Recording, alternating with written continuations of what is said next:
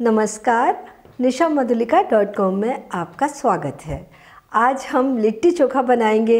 लिट्टी चोखा बिहार और झारखंड की रेसिपी है, लेकिन पूरे हिंदुस्तान में बहुत पसंद की जाती है। तो आइए लिट्टी चोखा बनाना शुरू करते हैं। लिट्टी चोखा बनाने के लिए सबसे पहले हम लिट्टी के लिए आटा गूँथ कर तैयार करेंगे। हमने प्याले में 3 कप गेहूं का आटा ले लिया है। इसमें हम 3 टेबल स्पून घी डालेंगे और 3/4 छोटी चम्मच नमक डालेंगे या स्वादानुसार नमक ले लेंगे। आधा छोटी चम्मच अजवाइन, इसे हम क्रश करके डालेंगे, बहुत अच्छा टेस्ट आता है। और 1/4 छोटी चम्मच बेकिंग सोडा। बेकिंग सोडा से लिट्टी बहुत सॉफ्ट और क्रिस्पी बनती है। सारी चीज़ों को अच्छे तरीके से मिला लेते हैं और थोड़ा थोड़ा पानी डालते हुए सॉफ्ट आटा लगाकर तैयार करेंगे, बिल्कुल जैसा कि हम पराठों के लिए लगाते हैं। आटा लगाकर तैयार कर लिया और इतना आटा लगाने में 1.5 कप से 2 टेबल स्पून कम पानी लगा है। आटे को सेट होने के लिए हम ढककर 20 मिनट के लिए रख देते हैं। तब तक हम चोखा बना लेते हैं। चोखा बनाने के लिए हमने एक बैगन लिया है, बिल्कुल सॉफ्ट बैगन है, और हम इसे काट कर एक बार देख लें कि बैगन अंदर से कैसा है। बहुत ही अच्छा बैगन है। इसको अब हम भूनेंगे। थोड़ा सा तेल हम बैगन के ऊपर लगाएंगे, इससे बैगन का छिलका बड़ी आसानी से उतर जाता है। बैगन को हम इधर भूनने के लिए रखेंगे। गैस के ऊपर हमने जाली रख ली है और बैगन को हम जाली के ऊपर रख देते हैं। इसी तरीके से हम टमाटर को भी थोड़ा सा चिकना करेंगे और भूनने के लिए जाली के ऊपर लगा देंगे। इन्हें हम थोड़ी थोड़ी देर में घुमाते रहेंगे। तो बैगन को तो इस तरीके से डंठल पकड़कर घुमा देंगे। टमाटर के लिए हम चिमटे का यूज़ करेंगे। तो जैसे टमाटर सीखता जाएगा कि बिल्कुल हमें काला छिलका इसका होने तक इसे भूनना है। तो जहाँ जहाँ से काला होता जाएगा हम इसे घुमाते जाएंगे। ये टमाटर जो भुन के तैयार होते जा रहे हैं वो हम इधर निकाल कर प्लेट में रख लेते हैं। टमाटर बैगन भुन चुके हैं और इन्हें भुनने में 20 मिनट का समय लगा है। इन्हें ठंडे होने देते हैं। अब लिट्टी के लिए सत्तू की स्टफिंग बनाएंगे।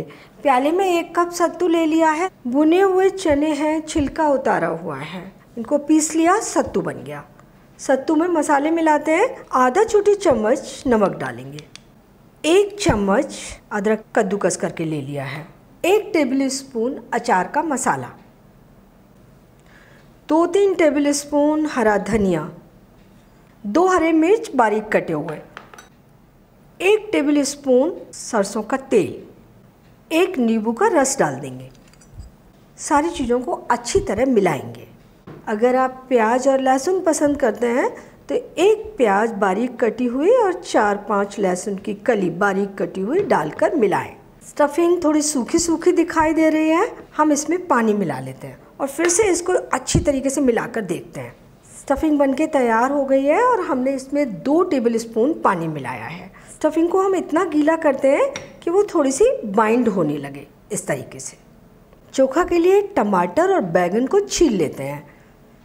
तो चाकू की हेल्प से ये छिलका बहुत ही आसानी से उतर जाता है।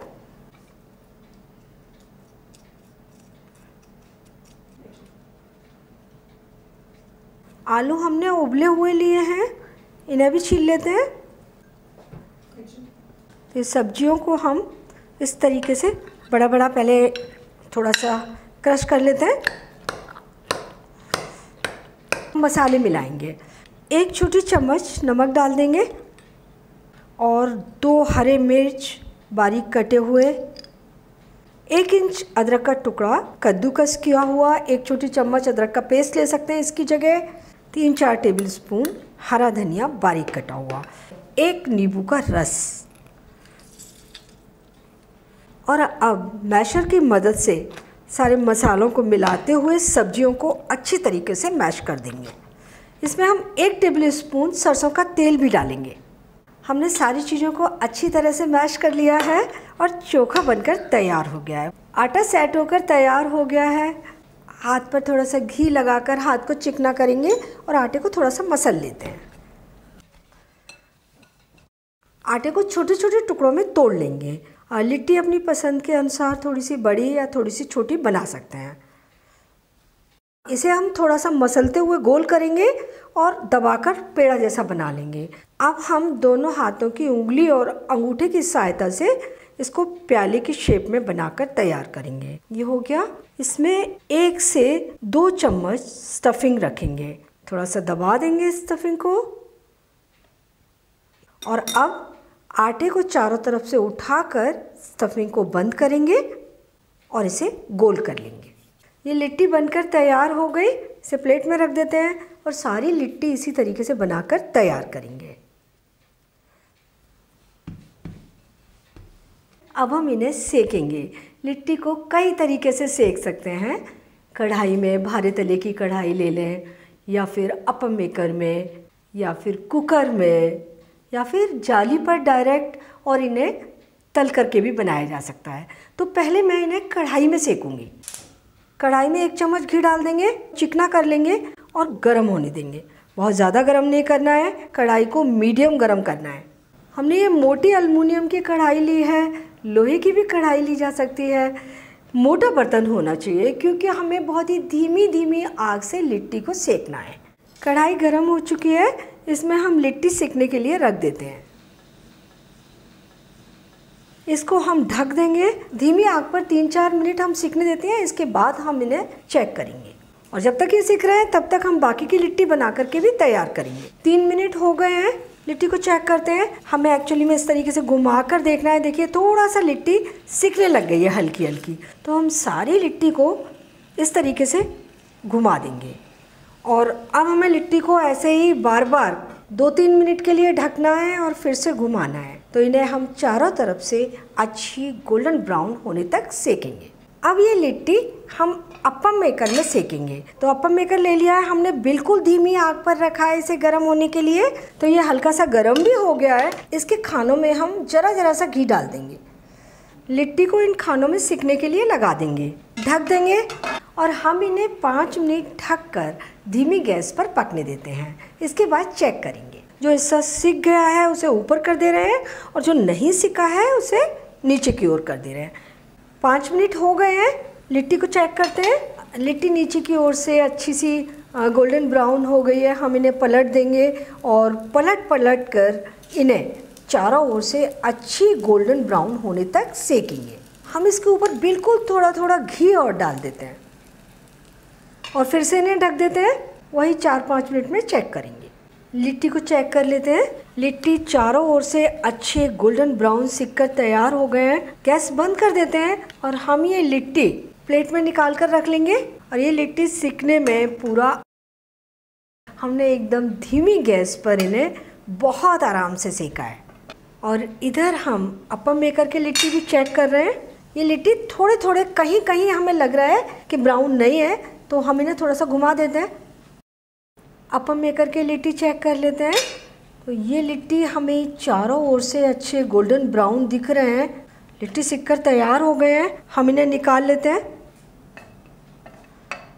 अपम मेकर में लिट्टी सेकने में, और लिट्टी को हम इस तरीके से भी सेक सकते हैं। गैस के ऊपर जाली रखें और लिट्टी सिकने के लिए इस तरीके से जाली के ऊपर लगा दें।